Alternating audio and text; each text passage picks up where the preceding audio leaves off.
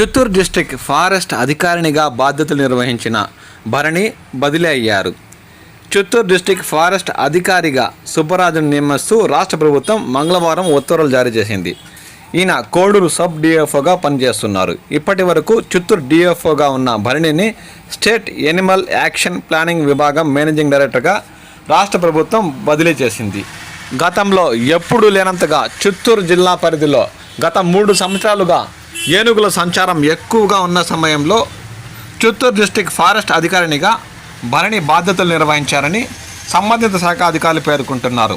ఎంతో ఓర్పుతో ఆమె ఈ బాధ్యతలు నిర్వహించి అధికారుల్లోనే కాక ప్రజల్లో కూడా మన్ననలు పొందారని ఈ సందర్భంగా సంబంధిత శాఖ అధికారులు పేర్కొంటున్నారు.